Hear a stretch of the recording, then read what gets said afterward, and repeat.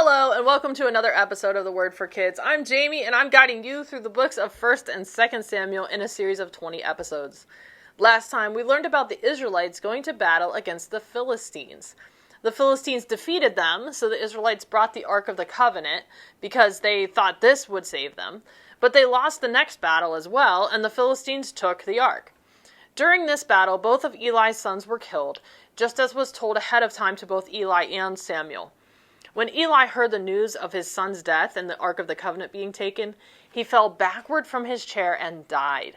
His pregnant daughter-in-law also went into labor when she heard the news and died after having her baby. The Philistines started having problems of their own, though. They took the ark to the temple of their god Dagon in Ashdod, but twice Dagon ended up face down and broken.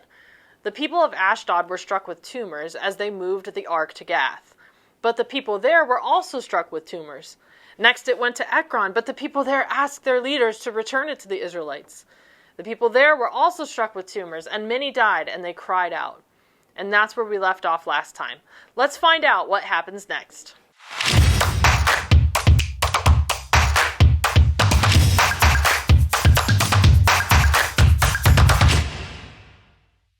As we learned last time, the Philistines had taken the ark from the Israelites during battle. They had it for 7 months. Having the ark gave the Philistines so much trouble, they didn't want it anymore. They asked their priests and diviners how they should send the ark back to the Israelites. These diviners tried to, or claimed to have a connection with the gods of the Philistines, who would give them guidance about what they should do. The priests and the diviners told the Philistines to send the ark back with a guilt offering to the Lord, and then they would be healed. This guilt offering was to be 5 golden rats and 5 golden tumors. Now, that sounds like a strange offering, but the 5 rats and 5 tumors represented the 5 cities the Philistine rulers led: Ashdod, Gaza, Ashkelon, Ekron, and Gath. As we learned last time, the people of these cities were afflicted with tumors when the ark was brought to them. The priests and diviners asked the Philistines, "Why did you harden your hearts as the Egyptians and Pharaohs did?" Do you notice a lot that is similar between this story and the stories we learned in Exodus? Those who held down God's chosen people, the Israelites, had the power of the true God against them. Just as God sent plagues to the Egyptians who would not let the Israelites go as Moses led them, the same was happening now to the Philistines as they oppressed the Israelites. The priests and diviners told them to get a new cart ready with 2 cows that have calved, which means that they've had baby cows, and have never been yoked. A yoke is a special tool used to hook 2 cows or other work animals to a cart to pull it. So they were to take 2 cows and yoke them together to the new cart, then put the ark of the Lord on the cart.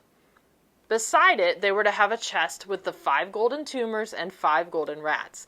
Then they were to send the cart on its way, but watch it as it went. They used this as a test to see if the plague brought upon them was from the Lord or just by chance. If the cart went up the path toward Beth Shemesh, which was an Israelite town close to the border of the Philistines, they would know that it was by the Lord's hand that this destruction had come on them. But if the cart went a different direction, they would know it had all been by chance and not the Lord's hand. So the Philistine rulers did as they were told and sent the cart on its way. They followed it to the border of Beth Shemesh. When the Israelites in Beth Shemesh saw it, they rejoiced because the ark had been returned to them from the Philistines.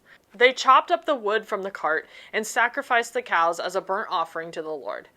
The Levites placed the ark on a large rock for all to see, and the people offered burnt offerings and made sacrifices. The 5 Philistine rulers saw all of this and returned to Ekron. Displaying the ark on a large rock might seem like a good thing at first, but there was a special way the ark was supposed to be handled, and not just anyone could look at it. As a result, the Lord put to death 70 people of Beth Shemesh because they had looked into the ark of the Lord. The people mourned because of the heavy blow the Lord had dealt them, and said, "Who can stand in the presence of the Lord, this holy God?" Let's pause right there for today's Word of the Day.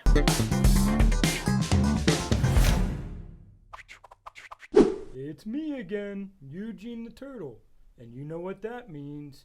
It's time for the Word of the Day. Today's word is holy.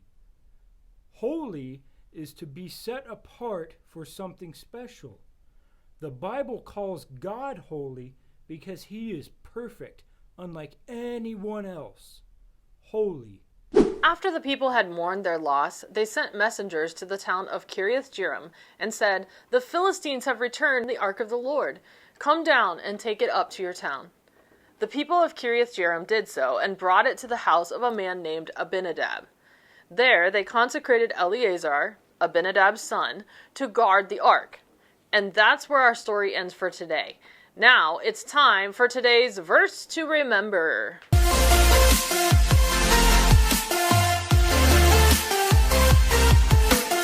Today's verse is Psalm 77:13.